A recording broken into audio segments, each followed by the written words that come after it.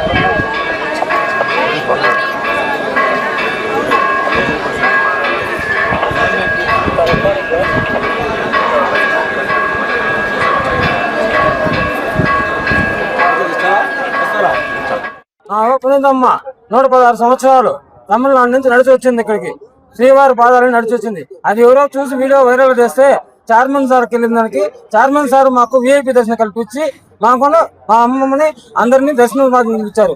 Chairman sir కి కృపంగా దైవ కృపంగా మాకు విఐపి దర్శనం అయిందన్న చాలా సంతోషంగా ఉంది. మర్చిపోయిన రోజుగా గుర్తుపెట్టుకుంటాము.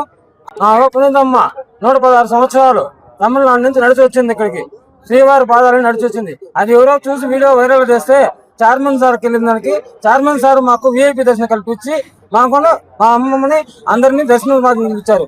చైర్మన్ సార్ కి కృపంగా దైవ కృపంగా మాకు విఐపి దర్శనం అయిందన్న చాలా సంతోషంగా ఉంది. మర్చిపోయిన రోజుగా గుర్తుపెట్టుకుంటాము.